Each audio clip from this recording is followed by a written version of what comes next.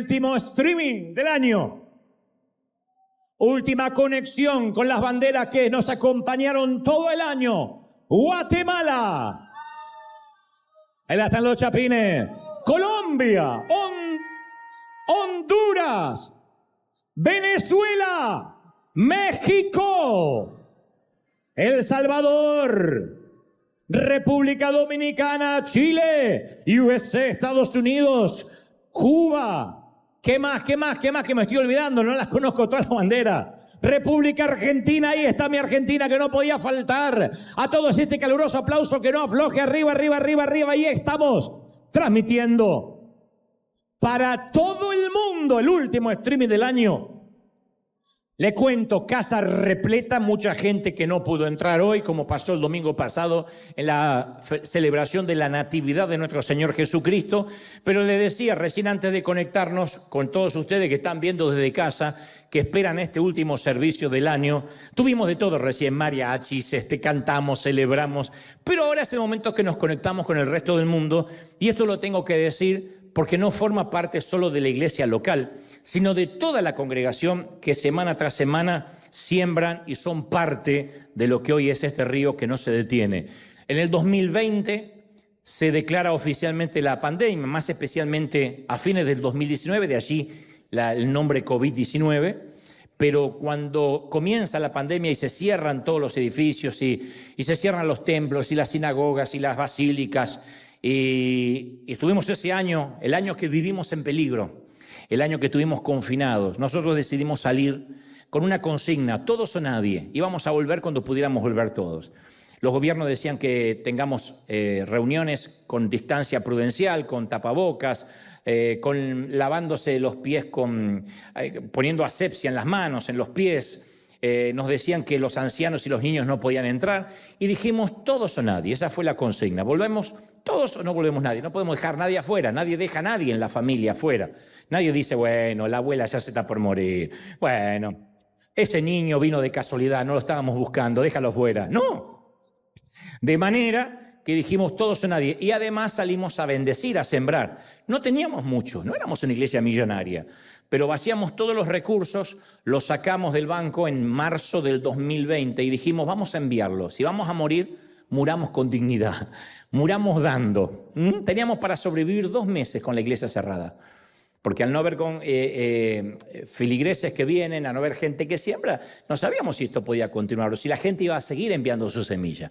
Así que vaciamos las cuentas, las enviamos al mundo, empezamos a dar de comer y empezó esto que se transformó en la Gran Marea Azul, que ya lleva 4 años ininterrumpido y hemos enviado $44 millones al resto del mundo.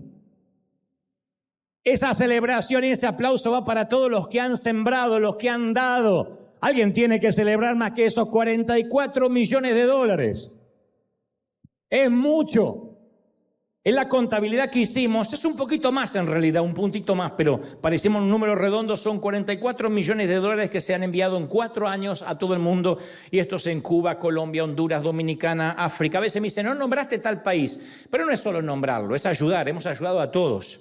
Hemos bendecido a todos, los planes de emergencia cuando se inundó El Salvador, cuando vino un torrente y una tormenta terrible en Bahía Blanca, Buenos Aires, cuando nos pidieron ayuda para la máquina contra el dengue, para fabricar repelentes en Argentina. Hemos estado en todo, en los momentos de crisis energética, en los momentos de infortunios climáticos y además sin dejar de sostener a nuestros chicos de África, de Uganda, de la India, nuestros orfanatos, nuestros colegios y Cuba, por supuesto, nuestras familias de Cuba que les regalamos esas casas, los sostenemos todos los meses y para este fin de año pensamos que lo mejor era que ellos nos contaran cómo están viviendo, si se armó una que otra pareja por ahí y a ver qué pasa y nos mandan saludos. Esto es River, una de las tantas semillas en Cuba. Ahí va. Un saludo enorme. Un saludo enorme a todos a todas esas queridas familias de Cuba que obviamente son nuestra familia también, como nuestros chiquitos de Uganda que vimos el domingo pasado. Así que les mandamos un saludo enorme e insisto, gracias por tu siembra, gracias por tu semilla y a los que sembraron durante todo el año. Gracias, es un placer. ¿Estamos listos para lo que Dios nos va a hablar en el último servicio del año, sí o no? Aquí y en el mundo. Ayúdenme, hay mucha gente de pie, hay gente que no pudo entrar. Los chicos de Welcome Team, que nunca los tengo aquí sentados. Un placer, chicos. Un gusto, los tengo sentados en el piso. Que no se enteren los bomberos porque vamos todos presos, ¿eh? Y dos cositas rápidas. Solamente mantengan los celulares encendidos quienes trabajen para el Pentágono. Esperen un llamado de Trump o de Milei de Argentina y... o sean médicos que justamente estén de turno ahora atendiendo alguna urgencia. El resto podemos apagar el celular durante poco menos de una hora, por favor, para que eso no distraiga. Y si hay algún chiquitito que de pronto empieza a distraer, recuerde que tenemos un teatro familiar con una gran pantalla gigante donde pueden llevar a sus chiquitos ahí. Y aparte, cuando están allí jugando, no los padres sino los papás pueden escuchar el mensaje mientras los chiquitos se distraen. Dicho esto, ahora sí, aquí en el Arena estamos listos para, en mi caso, transmitirles lo que creo Dios me dijo que les diga. ¿Estamos listos, sí o no? Muy bien. Hace unos días yo leía la historia de una experiencia sobrenatural o paranormal vivida por una mujer llamada Joy Verón. Joy Verón. Ella había ido de vacaciones a Colorado junto con su familia, pero esas vacaciones de pronto se transformaron en tragedia cuando a su vehículo, se le soltó, no sé si el freno o el cambio, y comenzó a rodar hacia atrás, hacia un acantilado, con sus 3 niños adentro. Cuando vieron que el vehículo se estaba moviendo, porque los padres habían bajado a sacar fotografías, cuando vieron que el vehículo se estaba moviendo, todos empezaron a correr para intentar detenerlo, porque la tragedia era inminente, ¿no? Iba a caer por un precipicio. Y Joy, por miedo a no tener el tiempo suficiente para abrir la puerta del lado del conductor y poner los frenos, se colocó delante del todoterreno. Por instinto materno se puso delante de la camioneta y al ponerse delante redujo considerablemente la velocidad como para que su esposo tuviera tiempo de subirse al volante y detener el vehículo, y afortunadamente los niños obviamente sobrevivieron. Esto ocurrió en octubre durante 1999. Sus hijos todavía recuerdan la expresión del rostro de su mamá mientras la camioneta le pasaba por encima, le fracturó la espalda, le produjo un daño interno severísimo. La transportaron en helicóptero a un hospital de Nuevo México y su condición era tan delicada que los doctores esperaron 12 días para intervenirla, para operarla.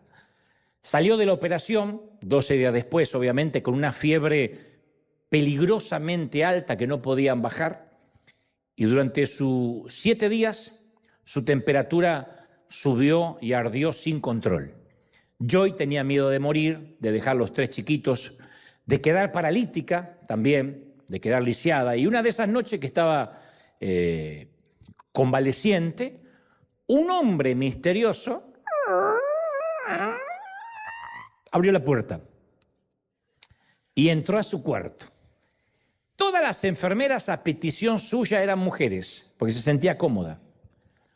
Si el hombre era un doctor, este no era uno de sus doctores porque no había aparecido nunca. El tipo era muy alto, dice ella.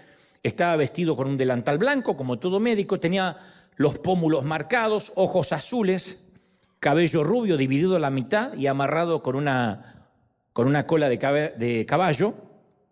El visitante se acercó a su cama, tomó el historial médico que estaba a los pies, lo leyó rápido, pero como que no lo estaba leyendo en realidad, sino que como que lo repasó. Y le habló con una voz tranquilizadora.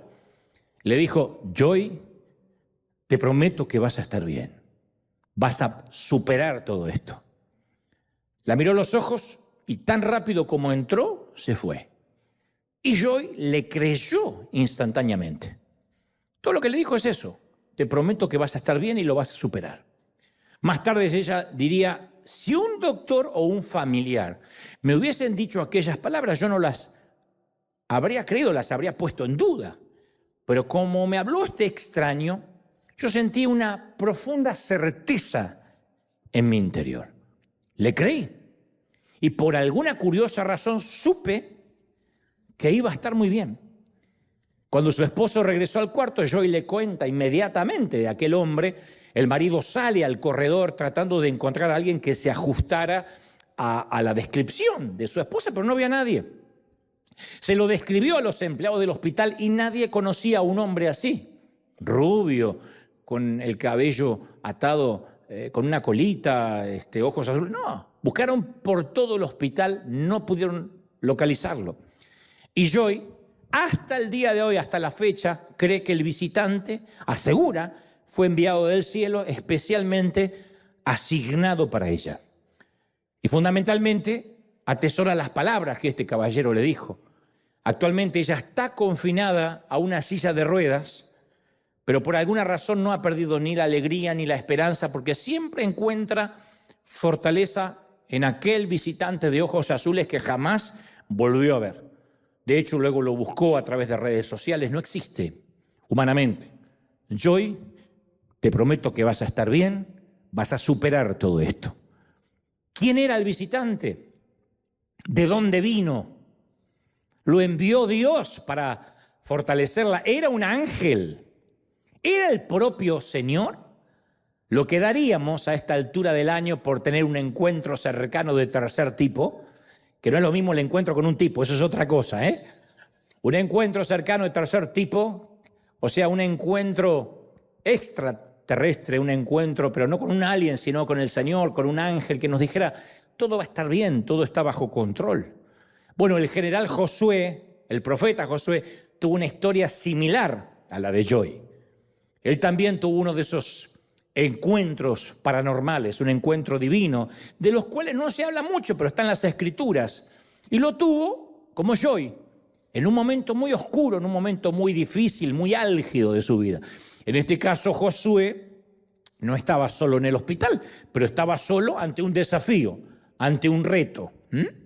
David tuvo a su Goliat, Elías tuvo a su Jezabel, Juan tuvo al Imperio Romano y Josué tenía ante él a una ciudad fortificada, levantándose como un titán entre los valles estériles al norte del Mar Muerto.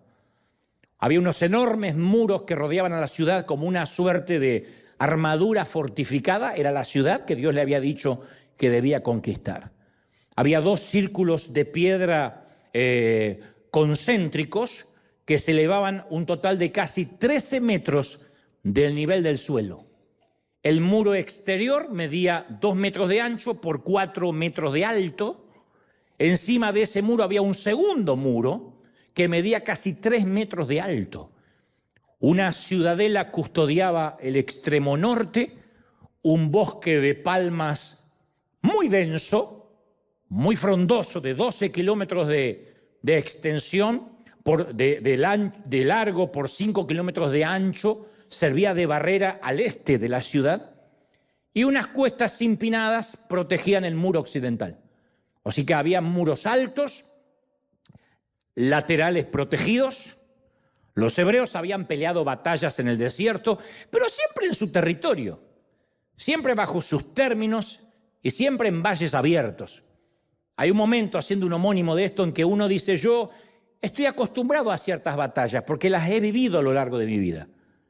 Pero a veces uno se encuentra como ellos que nunca antes habían peleado contra una ciudad fortificada. A veces se encuentra en la vida, encontramos en la vida batallas nuevas. Peleas que nunca tuvimos antes, desafíos que nunca vivimos ni sabemos cómo se enfrentan. Y quienes vivían tras esos muros en los tiempos de Josué eran feroces, eran crueles, resistían todos los asedios, rechazaban a todos los invasores, eran los nazis de la Edad de Bronce, eran los tiranos despiadados de los valles de Canaán. Y Josué y sus soldados nunca habían enfrentado un desafío y un reto como este. E insisto con esta idea, tal vez hoy, a esta altura del año, tampoco nosotros hemos enfrentado ciertos desafíos y sabemos que se nos vienen. Sabemos que se nos vienen retos que no hemos vivido antes. Por lo tanto, hay que abrir camino, no podemos seguir la huella de nadie. Hay momentos en nuestra vida que uno está frente a un reto que no se parece en nada a un desafío que hayamos enfrentado antes, con anticipación. y se asoma en nuestro horizonte como un Jericó enojado, imponente, fuerte, monumental, feroz, formidable. Consume nuestra mente, agota nuestras fuerzas, nos despierta, nos mantiene despiertos, no podemos conciliar el sueño ni el descanso. Esos problemas que lucen a veces impenetrables como muros antiguos y gruesos.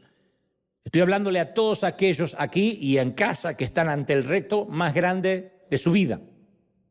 Y ese reto, ese muro, se interpone entre nosotros y la vida soñada, entre nosotros y la promesa, entre nosotros y la vida de victoria. Nuestro Jericó bien podría ser el miedo, puede que sea el enojo, puede que sea el resentimiento que no podemos pasar por alto, la amargura. Nuestro Jericó puede que sea nuestra inseguridad acerca del futuro. Hay mucha gente que llega a esta altura del año preguntándose qué va a hacer, cómo va a comenzar el año, cómo lo va a atravesar. Alguna culpa respecto al pasado, algún muerto, algún cadáver en el closet que no queremos que resucite o salga de ahí. Puede que nuestro Jericó sea nuestro negativismo, la ansiedad, la tendencia a criticar. Decimos, es que no puedo dejar de ver todo lo malo. Nuestro Jericó es cualquier actitud o mentalidad que no nos permite alcanzar alegría, paz, descanso. Decimos siempre para estas fechas que tengas paz, que tengas sosiego, que tengas afectos a tu alrededor, y a veces no tenemos nada de eso. Esos muros se interponen entre la promesa, entre los deseos de paz y nosotros. Y se levanta, insisto, como un ogro sobre el puente del progreso, sobre el puente del futuro. Y ese dique, esa muralla, bloquea, retiene todo lo que Dios tiene para nosotros, bloquea nuestro camino. Por eso, insisto, este mensaje va para los que sienten que llegan a esta altura del año con el camino bloqueado, con los caminos cerrados. Y al igual que José, podemos ver qué es lo que bloquea nuestro camino. Podemos ver las murallas. Al igual que José, también tenemos que enfrentarlo, no queda otro, no queda otra. Esa es la vida real, señores.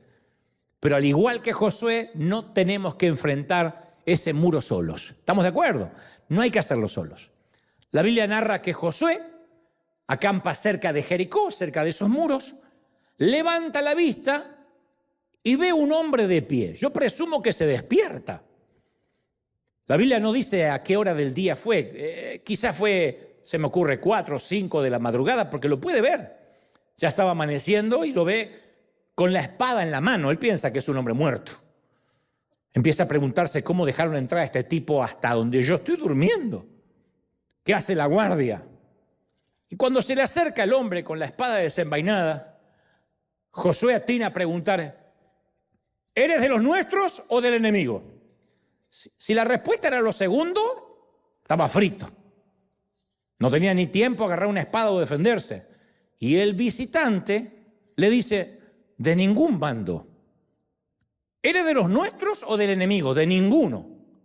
Y luego aclara, me presento ante ti como comandante del ejército del Señor. ¡Oh! Entonces Josué inmediatamente postra su rostro en tierra y le pregunta, ¿qué órdenes trae usted, mi señor, para este siervo suyo? El comandante en jefe del ejército del Señor le contesta, antes de hablar, quítate las sandalias de los pies, porque el lugar donde pisas es sagrado. El lugar que pisaba ahora Josué era sagrado porque el visitante lo estaba pisando. Josué lo obedece. La historia nos enseña que cuando Dios tiene que enviar algún comunicado directo desde el cielo, Él no está atado a una regla, no habla de una sola manera. Cuando Dios quiso hablar directamente con Abraham, se le apareció Él mismo a cenar con otras 2 escoltas celestiales. Para los que no conocen la historia, está allí en Génesis. Abraham le dice, vieja, prepara la comida, traje a Dios a cenar. Cuando quiso hablar con Moisés, lo hizo descalzar también frente a un arbusto ardiente. Y para captar la atención de Balaam, hizo hablar a un burro. Algunos sabrá cómo Dios le habló. Pero la Biblia es famosa por sus encuentros sorpresivos y paranormales. Y nunca se repite. El patrón nunca se repite. Sin embargo, yo creo que la visita más misteriosa fue esta, la que te estoy relatando hoy. Porque el hombre con la espada desenvainada se presenta por primera, única y última vez, por lo menos en lo que se refiere a las Escrituras, como el comandante en jefe de las Fuerzas Armadas del cielo. Que es lo que sucede cuando estalla la guerra en un país. Por ejemplo, en la Unión Americana, cuando está bajo bandera de guerra, en alerta roja, el presidente ya no tiene que consultar con el Senado. Él puede tomar decisiones arbitrarias, que luego obviamente serán debatidas, pero puede tomar decisiones totalmente parciales, si él las cree convenientes, de urgencia, porque deja de ser el presidente y por estar en momento de guerra se transforma en comandante en jefe de las Fuerzas Armadas. Aquí dice, yo soy el comandante en jefe de las Fuerzas Armadas del cielo. ¿Quién podría ser? Bueno, vamos a empezar a descartar opciones sobre quién podría ser este avistamiento que está teniendo Josué. No era una epifanía o una simple visión. Nada nos lleva a concluir que este tipo no era de carne y de hueso. Porque para que Josué le preguntara si era un soldado suyo o era un soldado rival o del enemigo, es porque lucía como un soldado uniformado. No dijo, eres un ángel, estás medio transparente. No. Si le pregunta de qué bando eres, es porque lucía, se podía ver, era palpable, lucía en la dimensión donde estaba, lucía como un hombre en la dimensión en la que estaba Josué. No era una visión, convengamos, no era un espíritu, no era un fantasma. Tampoco se trataba de un ángel, por una sola razón excluyente. Los ángeles no aceptan adoración. No se puede adorar a un ángel. No tienen permitido que se los adore. Cuando el apóstol Juan intentó adorar a un ángel, fue reprendido, y en Apocalipsis 19:10 relata que el ángel le dijo, no lo hagas. No te arrodilles, yo soy un consiervo tuyo y de tus hermanos que retienen el testimonio de Jesús. Adora a Dios. Los ángeles siempre dirigen la adoración a Dios, nunca llevan la adoración hacia sí mismo. Llevarse la adoración hacia sí mismo hace que los ángeles se rebelen, como en el caso de Lucifer. Si esta persona hubiese sido un ángel, habría rechazado la adoración de Josué. Sin embargo, este visitante la aceptó y la fomentó. Lo cierto es que este visitante, convengamos, no era mortal. No era un ángel, no era una aparición. Esto nos deja una sola opción. Era Dios encarnado, era Jesucristo. Lo que Jesús hizo en Belén, lo hizo por Josué en Jericó. Se encarnó y visitó a su siervo. El comandante en jefe le habló a su general. Yo sé que esto nos puede resultar difícil de imaginar porque nuestro inconsciente religioso nos hace creer que Jesús no existía antes de la primera Navidad en Belén, que empezó a nacer a partir de que fue un bebé, pero Hebreos 13:8 afirma que Jesucristo es el mismo ayer, hoy y por los siglos, que ya estaba desde antes de la creación, ¿o no? Entonces, es un gran error restringir a Jesús en tiempo y espacio y limitar su ministerio a 33 años de vida corporal en Palestina. Es una locura. Jesús caminó con Sadrach, Mesach y Abednego en el fuego, en el horno de fuego. De manera que dijeron, el cuarto hombre es semejante al Hijo de los dioses. Para los que no conocen la historia, metieron a 3 tipos en el lago de fuego, en un horno de fuego, y aparece un cuarto. Ninguno se quemaba. Y los soldados dijeron, el cuarto hombre es semejante al Hijo de los dioses. De manera que mucho antes de que Zaqueo comiera con Jesús en Jericó, ya Jesús se apareció en Jericó para encontrarse con Josué. Jericó no era un sitio nuevo para Jesús. Y me fascina la manera en que se presentó. Le dijo, me presento ante ti como comandante del ejército del Señor. ¿Qué era lo que necesitaba en ese momento escuchar Josué? A veces necesitamos al Dios el Padre, a Dios el proveedor. Algunos necesitan en temporadas de su vida a Dios el esposo, porque están criando hijos solas, porque atraviesan un divorcio. Otros necesitan el Dios guerrero. Hay diferentes actitudes o cualidades de Dios. Es el mismo Dios, pero uno a veces necesita un carácter de Dios en especial a raíz de lo que está atravesando. Y en este caso, el ojo humano veía solo dos ejércitos, el cananeo detrás de los muros y el israelita. En realidad había un tercer ejército. Estaba también el ejército del Señor, los ángeles de Dios ahí. El ejército del Señor es al que se refiere Salmos 103:20, que dice: alaben al Señor, ustedes los ángeles, ustedes los poderosos, que llevan a cabo los planes de Dios, que están atentos a cada uno de sus mandatos. Sí, alaben al Señor el ejército de ángeles que le sirven y hacen su voluntad. Eso escribe el salmista. Por eso cuando uno habla de ángeles, quiero que se olviden de esos ángeles dibujados por artistas católicos con cara de bebé, con pómulos rosados o con cara de no estar seguro de su inclinación sexual y alitas de seda al estilo campanita de Disney. Esos no son los ángeles. Los ángeles de Dios fueron lo suficientemente fuertes como para cerrar boca de leones en favor de Daniel, ¿sí o no? Y según el libro de Apocalipsis dice que se va a necesitar un solo ángel para atar a Satanás y lanzarlo al abismo para siempre. Un solo ángel puede deshacerse del diablo. Un solo ángel de Dios. No le hace falta un ejército. Un solo ángel. Ahora, imaginemos lo que pueden hacer miles de ángeles. En Hebreos 12:22 se hace referencia a millares y millares de ángeles en una asamblea gozosa. Millares. De hecho, cuando Juan tuvo la oportunidad de vislumbrar el cielo, vio demasiados ángeles para contarlos. Y en Apocalipsis 5:11 él describe el número de esos ángeles, eran millares de millares y millones de millones. Millares. Cuando Dios abrió los ojos del criado de Eliseo en 2 de Reyes 6:17, el joven dijo: y el monte estaba repleto de gente de a caballo y carros de fuego alrededor de Eliseo. Los ángeles no es un grupito chiquitito, no es un equipo de fútbol de El Salvador, no. Amo a los salvadoreños. Saludo para Bukele. Pero en fútbol, mijo. Bueno, y el escritor a los Hebreos 1:14 añade que los ángeles son espíritus ministradores enviados para servicio a favor de los herederos de la salvación. ¿Estamos de acuerdo, sí o no? No es que hay que orarle a los ángeles, ni activarlos, ni darle órdenes porque no trabajan para nosotros, sino a favor nuestro, bajo las órdenes de Dios. Son inmensos, en poder son muchísimos en número, y Jesús es el comandante en jefe de toda esa guardia de ángeles, de todo ese ejército. ¿No es maravilloso? En tiempo de guerra, en tiempos de paz.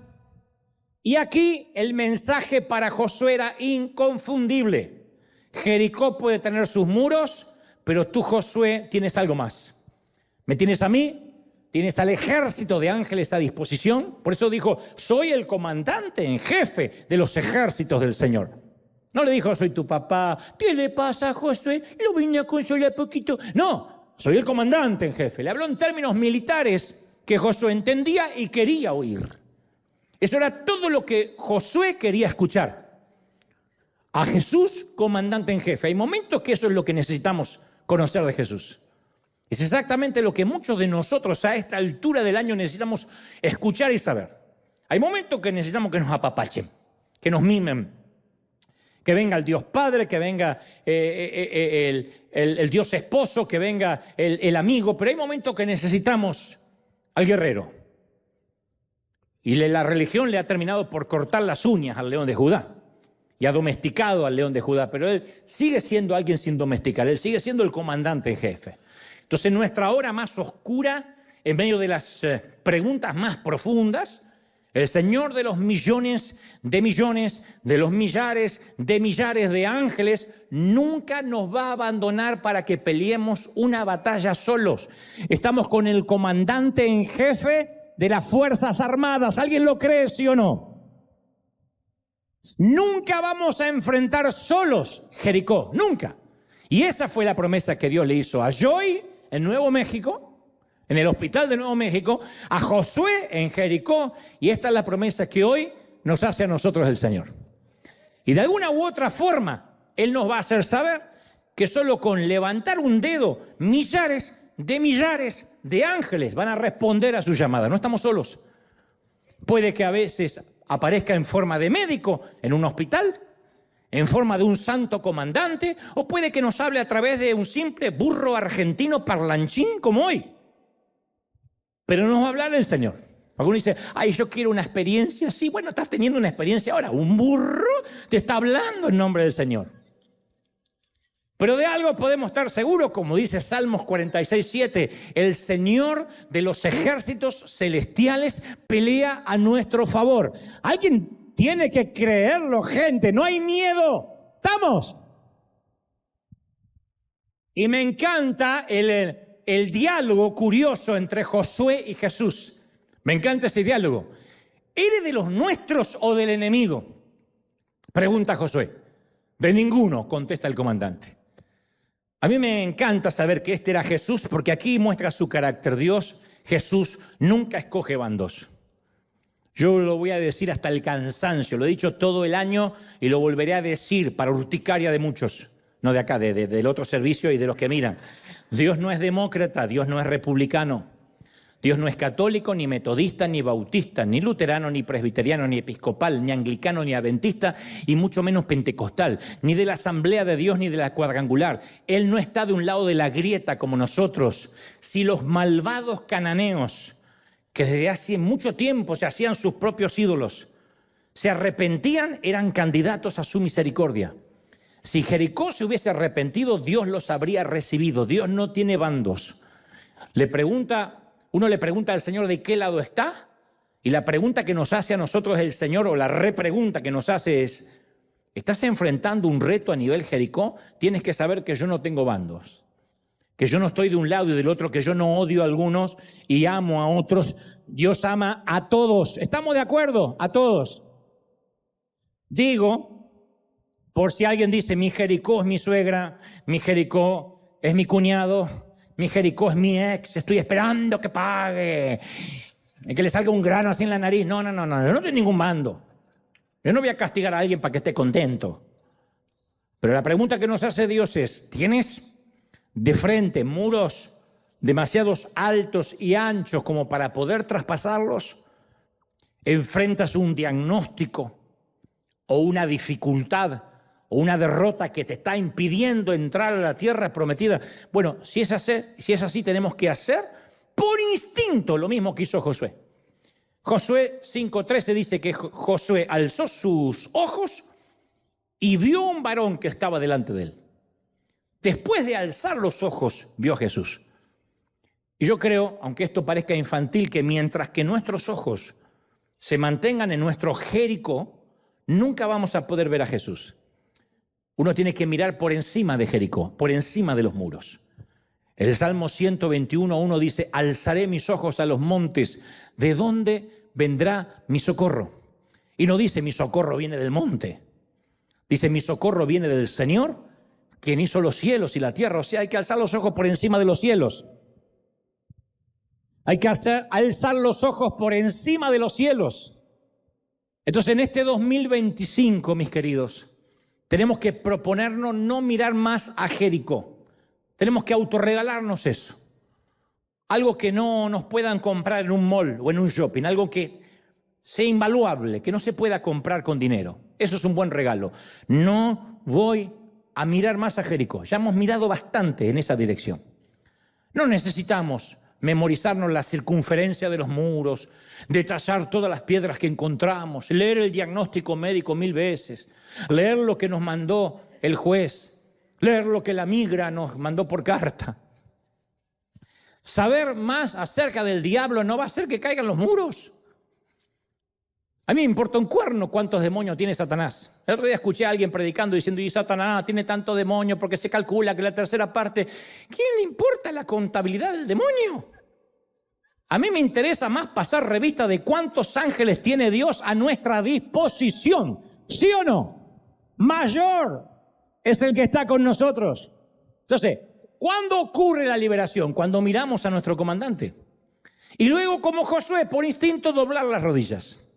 Este tiene que ser un nuevo año de búsqueda, de oración, de buscar a Dios, pero no acá. Este es un sitio de entrenamiento para después salir, en nuestros hogares, en nuestra casa. Josué, postrándose sobre su rostro, adoró. A ver, Josué es un general de 5 estrellas, gente. Cuando pasaba lo saludaban 40.000 soldados. Su tienda era como el salón oval de la Casa Blanca. Un tipo con poder. A Josué lo admiraban unas 4 millones de personas. Sin embargo, ante la presencia de Dios, se postró sobre su rostro, se quitó las sandalias y adoró. Nunca seremos lo suficientemente fuertes, ni tendremos tanto poder como para algún día no necesitar adorar. El hombre más fuerte, la mujer más fuerte cuando está de rodillas, nunca cuando está de pie. La gente que no adora está imposibilitada de recurrir a un poder mayor que ella misma.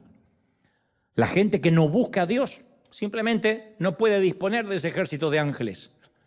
El corazón que no adora va a enfrentar a Jericó completamente solo. Por eso adoramos, no porque las canciones sean bonitas. Pero Dios nos ha hecho esta promesa en Hebreos 13:5. Nunca te fallaré, nunca te abandonaré.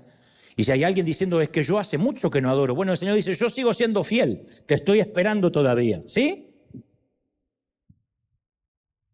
Es posible que nuestro Jericó sea fuerte, pero cuando adoramos, Jesús es más fuerte todavía. Y nos lo demuestra. Entonces los muros de Jericó, a ver, eran impenetrables.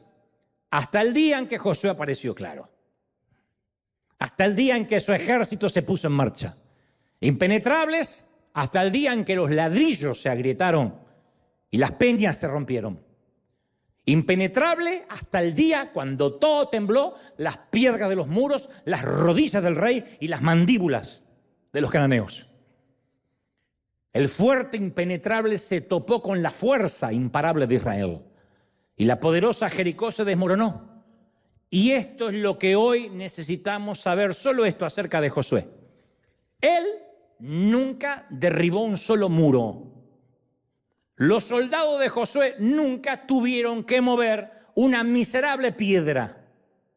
Sus hombres nunca desplazaron un solo ladrillo. Nunca echaron una puerta abajo ni removieron una sola roca. El zarandeo, la sacudida, el estruendo, el derrumbamiento y los muros lo provocó el comandante en jefe de las Fuerzas Armadas del cielo con un solo dedo. Alguien tiene que decir amén. ¡Aleluya! Y ese comandante en jefe de las Fuerzas Armadas del cielo lo hará también para nosotros. ¿Lo creemos? Entonces, para vivir en nuestra promesa de la tierra prometida tenemos que enfrentar nuestro Jericó. Número 1, a priori. Nadie dice que será algo fácil. La vida no es fácil. Vive lo suficiente y sabrás que hay muros continuamente, que la vida no son claros con alguna jungla de tanto en tanto. La vida real es una jungla con algunos claros de tanto en tanto. Nadie es feliz 7 días a la semana, 365 días al año. Uno va aprendiendo con la vida adulta que los momentos de felicidad son cortitos y hay que atesorarlo. Digo la felicidad plena, después está el contentamiento. Pero uno tiene que saber que esos muros están, son parte de la vida.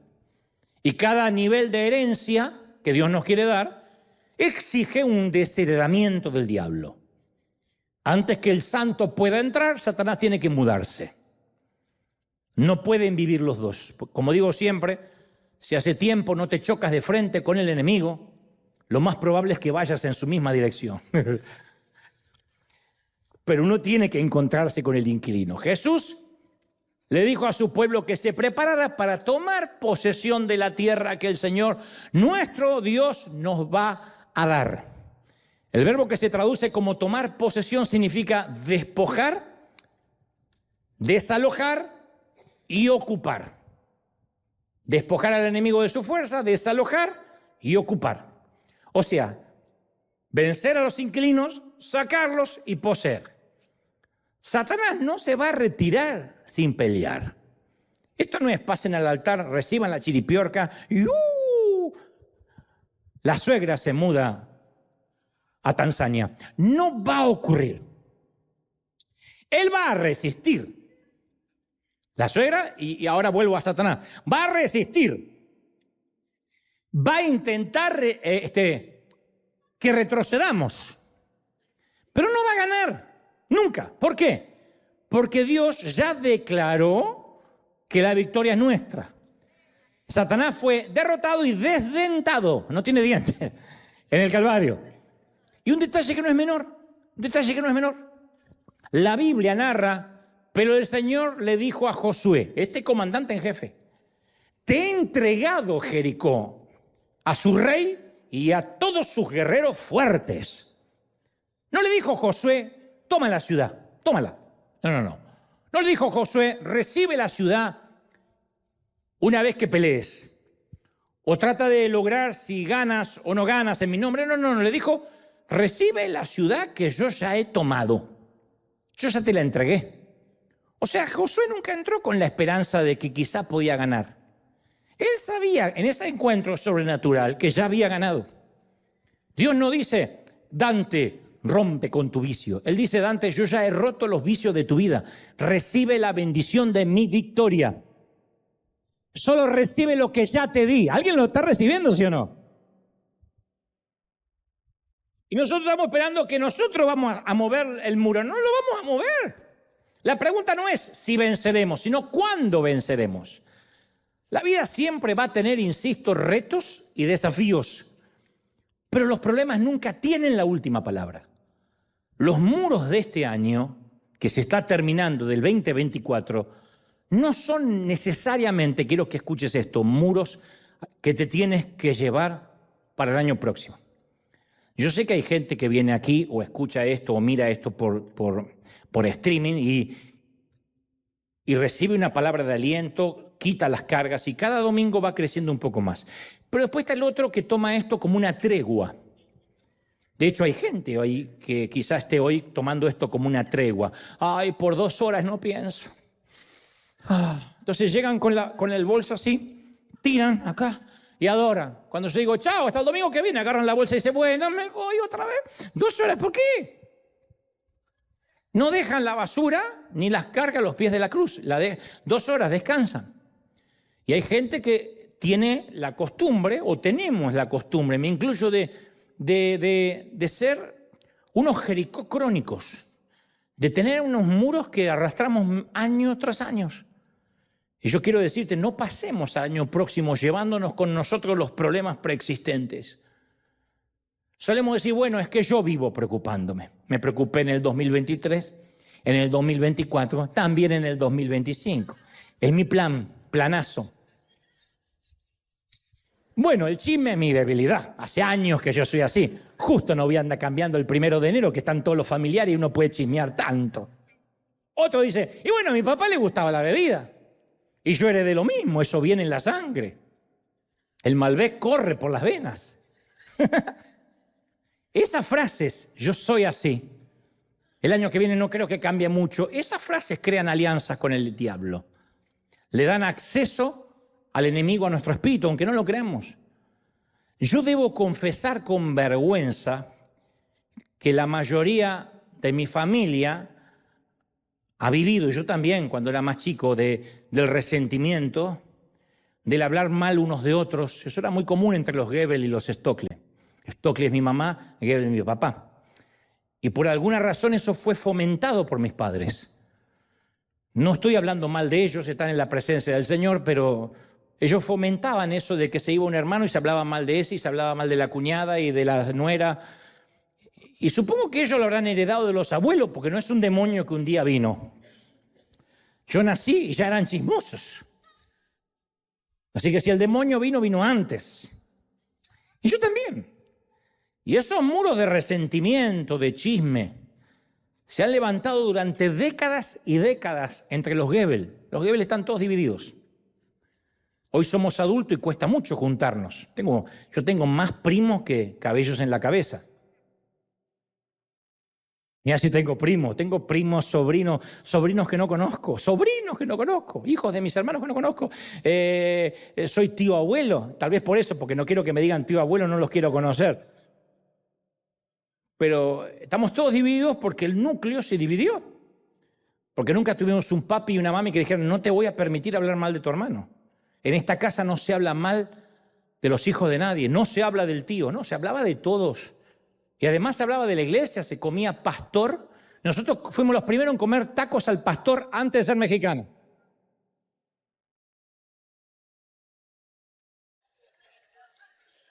Después me enteré que era una comida. Nosotros comíamos pastores desde antes. En casa todos hablábamos mal de todo, jamás recibimos una sola reprimenda por eso. Era parte de nuestro acervo cultural. Y hay familias que son simplemente así. Se reúnen alrededor de una mesa familiar, pero en su interior se detestan. Son familias con miles de problemas subterráneos. Y creen que porque se juntan y sonríen y disimulan 3, 4 horas son unidos. No, no están unidos porque no arreglan nada. Tienen un montón de problemas que resolver, de temas que nunca se tratan. De eso no se habla y se habla cuando se van. Hablamos a las espaldas. Y se sacan las fotos para Instagram porque creen que eso es estar unido y dar testimonio. Eso no mejora con los años, empeora. Si eso no se saca de raíz. Hace unos meses un pariente mío ofreció una entrevista de 1 hora hablando mal de mí, después de años. Y como hace años que no habla conmigo y supongo que no tenía mucho para decir, empezó a recordar cómo era yo a los 15 años. Ni yo me acordaba cómo era yo. Alguien me acercó a la entrevista, yo no lo podía creer. Años de resentimiento. Y en algún punto lo comprendo, yo no me puse enojado. Yo dije, claro, porque eso viaja por los genes. Hay un placer morboso en hacer eso. Eso se lleva en la sangre y por eso desde hace muchos años yo he tomado la decisión drástica, aunque muchos no la puedan entender, yo he decidido que yo no quiero ser como esa parte de la familia. No quiero tener esa parte en mi sangre. Yo digo, por eso no tolero el chisme. Yo dije, yo no quiero tolerar la deshonra a nadie, ni el chisme, ni los problemas subterráneos, el criticar a espalda de nadie. Si alguien me quiere ver enojado en serio, tienen que empezar a hablarme mal de alguien porque yo he decidido radicar. Me hace acordar lo que viví. Uno no puede vivir toda la vida escuchando voces antiguas. Tenemos que tomar decisiones nuevas. ¿Cómo vamos a esperar que pasen cosas diferentes si seguimos haciendo lo mismo? Tenemos que vivir nuestra verdadera herencia. Y decir no a aquellas patologías, a aquellos virus heredados que intentan viajar por nuestros genes. Bueno, nos emborrachamos todos porque en la familia siempre empezamos con el tequila, después pasamos por el ron, y después pasamos por la sidra, después por el ananá fizz y después no sabemos qué estamos celebrando. Pero acá siempre fuimos así. ¿Y cuándo vamos a cortar eso? ¿Cuándo vamos a decir, no, yo no quiero ser así? Yo podría decir, bueno, yo soy chismoso porque los Goebbels somos chismosos. Yo no quiero ser así. Hace años que no soy así, o por lo menos lo intento. Soy un chismoso en pausa.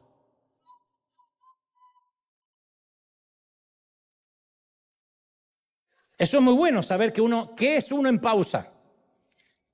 Yo cuento siempre que entrevisté en este mismo stage a un rockero en mi programa de televisión y le dije, me enteré que hace muchos años tuviste problemas con el alcohol. Y me dijo, no, yo tengo problemas con el alcohol. Ah, pensé que eso era pasado. Me dice, no, yo soy alcohólico. Opa.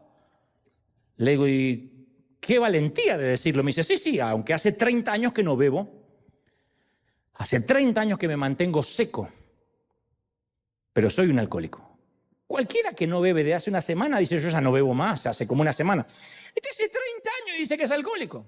Le pregunto, entonces, ¿por qué si hace 30 años no bebes, dice que eres alcohólico? Me dice, porque cuando yo deje de creer o diga que ya no lo soy, cuando deje de creer que soy un alcohólico en pausa, voy a volver a tomar. Entonces yo tengo que saber que soy un alcohólico en pausa. Ojalá que esa pausa dure toda mi vida. Entonces debe haber acá mujeriegos en pausa, lujuriosos en pausa, ladrones en pausa. ¿Qué significa en pausa? Que eso está ahí en los genes. Lo alimentas y sale, el alien sale. Que eso vive en nosotros. Yo soy un chismoso en pausa. Si yo no estoy aferrado al Espíritu Santo, yo no es que cambié de sangre y me hice una diálisis y ahora tengo la sangre de Messi. Yo tengo la sangre de los Goebbels. Y esa sangre alemana e inglesa corre por mis venas. Y si yo me descuido y en vez de mirar a Jesús miro a Jericó, yo chismear es un planazo. Hace años que no chismeo. Pero sé que soy un chismoso en pausa. Entonces este año uno tiene que saber en pausa de qué está. No te lo voy a decir, pero cada uno sabrá. Soy un licencioso en pausa, soy un mentiroso en pausa y lo tenemos que saber por nuestra salud mental y emocional. Cuando uno sabe eso, mira a Jesús por encima de los muros, mira a Jesús por encima de la línea sanguínea, mira a Jesús por encima de la familia, por encima de la herencia, de los genes, del entorno, y Dios es más fuerte. ¿Estamos de acuerdo? Ahora, puedo imaginar a Josué diciéndole a la infantería: llegó el momento de tomar Jericó. Y uno de los oficiales responde: entendido, señor. El escuadrón 1 ya tiene listas las escaleras y cuerdas. Escuadrón 2, preparado para escalar los muros. Escuadrón 3, lanzas afiladas y espadas pulidas, señor. Escuadrón 4, esperando órdenes sobre cuál flanco atacamos primero, señor. Eran gente de guerra. Josué mira y les dice: nada de eso, hay una estrategia distinta hoy. Y acto seguido detalla el más extraño de los ataques. Carguen el arca, que carguen el arca del pacto del Señor. Que 7 de ustedes lleven trompetas y marchen frente a ella. Luego ordena a los soldados que marchen delante y detrás de los sacerdotes. Y les pide a los sacerdotes que suenen las trompetas mientras marchan alrededor de la ciudad una vez al día. ¿Qué le ordena al resto del pueblo? No griten, ni siquiera hablen. Que no salga una sola palabra de la boca de ustedes hasta que yo les diga que griten. Espera, ¿de verdad? ¿Un combate sin cuerpo a cuerpo? ¿Sin espadas centelleando, lanzas volando, gente escalando, arietes o catapultas asediando, de verdad? Josué, ¿son los sacerdotes, cuernos de carnero, marcha y silencio? Híjole, no manches, Josué.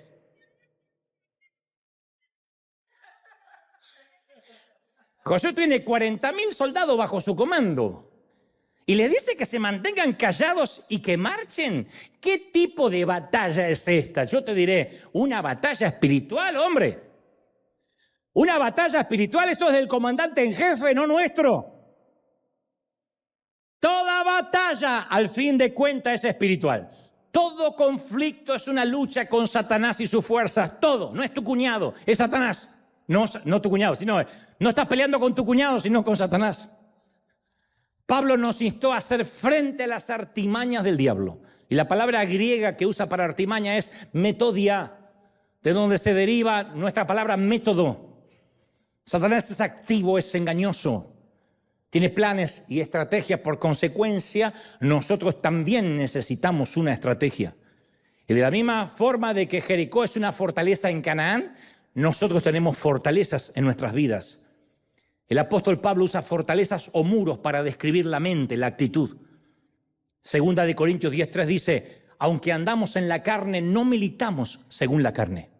Porque las armas de nuestra milicia no son carnales, sino poderosas en Dios para la destrucción de fortalezas, de muros, derribando argumentos y toda muralla que se levante contra el conocimiento de Dios. Yo digo siempre, en ocasiones los muros más fuertes están en nuestra mente. No estés pensando en alguien, es algo. Las murallas de nuestras creencias, yo he luchado con eso todo el año en los mensajes. Son un prejuicio las creencias, un prejuicio procesador que modela nuestra perspectiva de Dios. Hace que veamos las cosas como creemos que deberían ser y no como están siendo. Y todos nosotros, yo conté los míos, todos tenemos nuestros prejuicios familiares, historias personales, hábitos de pensamientos que filtran nuestra fe. Y luego nos pasamos la vida buscando validar lo que ya creemos. Yo siempre relato que fui criado dentro de la tradición evangélica y fui educado con muchas verdades, las cuales estoy profundamente agradecido, pero también con varias mentiras que lograron filtrarse, que no admitían debate. Y el Señor fue quitando poco a poco ese moho que infectaba la verdad. Y tuvo que ser removido en todos estos años cuidadosamente para no dañar la verdad original. Y tuve que desaprender muchos conceptos que me ataban a una creencia errónea y que estaba lejos del carácter de Dios. Y si no derribamos para fin de año esas murallas de tradiciones, van a socavar todo lo que hagamos y todo lo que creamos. Y Pablo agrega, derribando argumentos y toda muralla que se levanta contra el conocimiento de Dios y llevando cautivo todo pensamiento a los pies, a la obediencia de Cristo. Ahora, no se pueden llevar un pensamiento a la vez porque nuestra mente no para. Ahora mismo has tenido millones de pensamientos. No podemos llevar un pensamiento a la vez, es una locura. Solo podemos llevar nuestros pensamientos a Cristo cuando intencionalmente derribamos el viejo muro que procesaba nuestra manera de pensar. Y ese muro o ese filtro se llama tradición. Es el filtro mediante el cual nuestros pensamientos son eyectados o ingresados. Bueno, es que en mi familia siempre se hizo así. Bueno, en esta iglesia siempre lo hicimos de esta manera. Yo siempre fui así, a esta altura no creo que pueda cambiar, y menos a mi edad. Esos son filtros, son muros. Los pensamientos que nuestro muro permite pasar son los que reafirman nuestras convicciones ya establecidas. Insisto con esto, los analfabetos del siglo XXI no son aquellos que no saben leer ni escribir. Los analfabetos del siglo XXI son los que no están listos para desaprender y aprender. Muchos de nosotros somos analfabetos digitales. Nuestros hijos manejan mucho mejor que nosotros todo lo que tenga que ver con la tecnología. Si no desaprendemos lo viejo, no vamos a morir analógicos. Y esto en términos espirituales es, mitad del crecimiento espiritual consiste en edificar, pero la otra mitad consiste en derribar. Tenemos que decir, Señor, quiero terminar este año derribando muros de religión. Todos nosotros anhelamos ver nuestras fortalezas derribadas y convertidas en escombro para siempre. ¿Sí o no? Anhelamos ver a Jericó en el suelo. ¿Cómo ocurre? ¿Cómo ocurre? Manteniendo a Dios en el centro. El arca del pacto es el símbolo de la presencia del Señor y Josué la puso en el medio, en el centro de la procesión. Todo orbitaba alrededor de Dios. Y luego hizo sonar el cuerno de carnero. Los hebreos usaban dos instrumentos, la trompeta de plata y el cuerno de carnero. La trompeta de plata se usaba para convocar el pueblo. El cuerno de carnero celebraba la batalla ganada. Cuando Abraham mostró su disposición para entregar a su hijo Isaac, Dios lo detuvo y proveyó un carnero. El carnero nos recuerda la generosidad de Dios. Dios le dio a Abraham un carnero de liberación. Dios le dijo a Josué que llenara el aire con sonidos de victoria. Cuando el pueblo escuchaba el sonido de carnero, decía, la batalla ya está ganada. Todavía ni habían entrado, pero decía el cuerno, la batalla ya está ganada.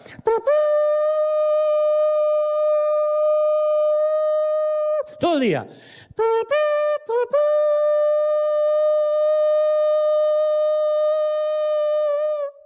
Eso era, ya ganamos. Y le dijo a la gente, y manténganse callados, no digan una palabra, nada de cháchara, nada de presentar crítica, nada de queja. Menos mal que no eran hispanos los hebreos. ¿Cuál fue la orden del Señor? Mantengan las trompetas sonando y la jeta cerrada. Imagínate la reacción de los cananeos mientras el ejército de Josué marchaba alrededor en silencio. El primer día se burlaron de los hebreos. El segundo día se mofaron otra vez, pero ya no tan alto. El cuarto y el quinto día, el enemigo ya estaba en silencio. ¿Qué estaban tramando estos hebreos?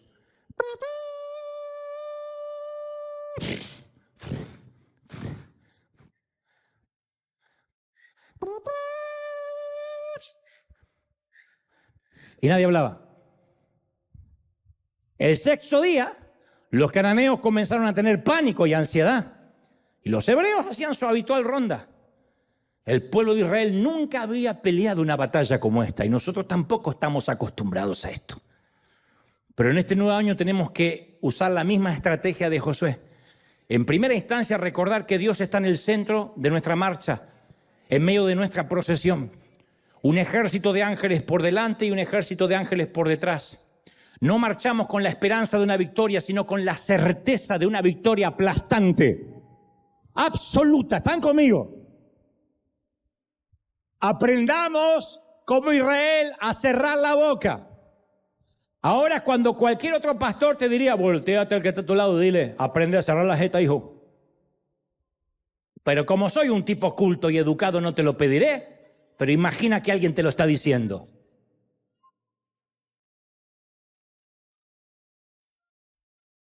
Luego, nuestro cuerno de carnero. Y los demonios solo tienen una opción, huir.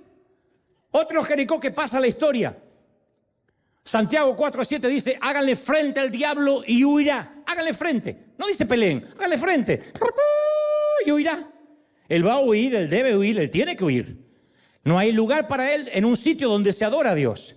De manera que en el 2025 adora y camina, adora y marcha, marcha y camina, marcha, camina, adora, adora, marcha, camina, adora, marcha. Ahora es cuando me dices, Dante, yo llevo mucho tiempo caminando. Sí, yo sé. Seguramente eso pensaron los hebreos. Josué nunca les dijo cuántas vueltas tenían que dar en derredor de la ciudad. Dios le dijo a Josué que los muros caerían al 7º día, pero Josué no se lo dijo al pueblo. Solo se mantuvieron caminando. Nuestro comandante en jefe tampoco nos ha dicho cuánto ha de durar esta marcha. Solo hay que seguir caminando en silencio, confiando. Tal vez hoy sea el día en que los muros caigan. Quizás estemos a un paso de ese momento en que la Biblia narra que al 7º día se levantaron y al despuntar el alba dieron vuelta a la ciudad de la misma forma 7 veces. El último día lo dieron vuelta 7 veces. Y cuando los sacerdotes tocaron las bocinas y la 7ª vez, Josué le gritó al pueblo, ¡gritad! Porque nos acaba de entregar Dios la ciudad. Y entonces el pueblo gritó y los sacerdotes tocaron las bocinas. Y aconteció que cuando el pueblo hubo oído sonido de la bocina y sintió el gran vocerío, cuando escucharon eso desde adentro, por alguna razón el muro se derribó, el pueblo subió y luego tomaron la ciudad y simplemente la conquistaron. Ahora, yo quiero que saques todo lo hispano que tenemos adentro. Y cuando yo te digo gritad, peguen todo el grito que quieran, para que vean, más o menos podamos sentir, somos un grupito, somos ¿qué? Miles, no somos los millones que había en ese momento, pero para que podamos sentir lo que ocurrió. Están marchando en silencio.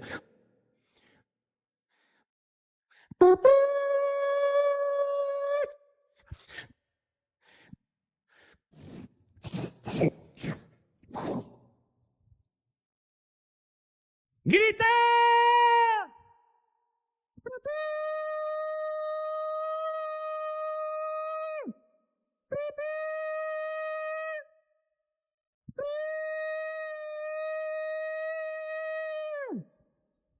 ¿Y los muros cayeron?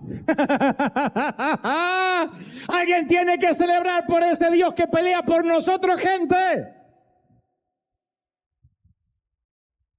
Y los muros que los habían mantenido afuera ahora se habían convertido en escalones por las que pudieron subir. Estamos casi cerrando el año 2024, menos mal que el 2004 pasó.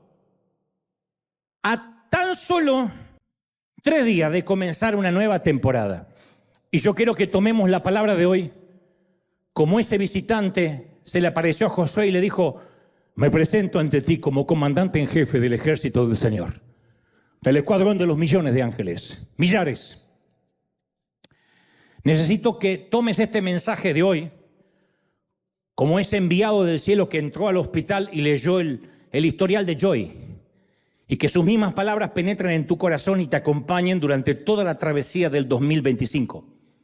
Esta fue la promesa que Dios le hizo a Joy en Nuevo México, a Josué en Jericó, y esta es la promesa que Dios hoy en Anaheim y en el resto del mundo nos hace a nosotros. Te prometo que vas a estar bien. Vas a superar todo esto. Solo esfuérzate, sé valiente y toma la tierra que te he entregado. Cuestión de tiempo, tu Jericó caerá en pedazos. Mis generales, ¡feliz año nuevo! ¡Feliz año nuevo! A celebrar que el Rey lo ha hecho otra vez. ¡Aleluya! Vamos, dale un aplauso grandioso al Señor de señores, al Rey de reyes. Generales, River, Arena, comandante. Vamos, que los muros caen, la enfermedad cae, la tristeza cae. El enemigo cae, el Señor lo está haciendo otra vez. Alguien tiene que celebrar más que eso. ¡Wow! ¡Wow! Todos. Se va a cerrar el año en victoria. Bendito sea Dios. Levanta tu mano conmigo al cielo. Señor, gracias por este momento. He transmitido, Dios, y aquí el resto del mundo, el último mensaje del año. Y lo que creo has puesto en mi corazón sin agregar ni omitir. Lo que creo es tu revelación para este día. Señor, bendícenos ahora. Imprime en nosotros una doble porción de tu Espíritu. Llénanos y danos nuevas fuerzas para este año. Y ahora los que están oyendo, me encantaría que reciban esta bendición.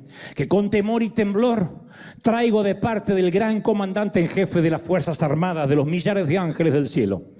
Te bendigo para el nuevo año, para cerrar este año y comenzar el próximo. Declaro que los últimos días, las últimas horas de este año serán benditas para comenzar un enero 2025 en mayor victoria todavía. Que no te olvides del grito de guerra y que los muros han comenzado a caer. Que no tienes que pelear tu pelea, dice el Señor. Estate quieto y ve que yo soy Dios. No tengas temor, no tengas miedo. Yo peleo tus batallas, dice el Señor. Yo soy el que derriba tu muro, mueve tus ladrillos y tira abajo cualquier fortaleza. Tú solo tendrás este año que postrarte sobre tu rostro, adorar, quitarte los calzados de los pies y obedecer mis órdenes. Silencio, mi presencia en el medio de tu procesión. Toca alabanza y toca adoración de victoria. No ores pidiendo que te bendiga. Dile, Señor, me has bendecido. No ores que te entregue la tierra. Dile, Señor, gracias por la tierra. No son trompetas de plata la que ordeno, sino cuernos de carnero. La victoria ya ha sido ganada. Empieza a celebrar. Empieza a celebrar. La victoria es tuya. La victoria es tuya. La victoria es tuya. Te bendigo en el cuerpo, en el alma y en el espíritu. Amén y amén. Gloria a Jesús. Dale ese aplauso al Señor. Y en casa, aquí vamos a celebrar y cantar unos minutos. Pero en casa, a todos, Dios te bendiga, Dios te guarde. Firme como talón de oso. ¿Cómo te ama el Señor, princesa? ¿Cómo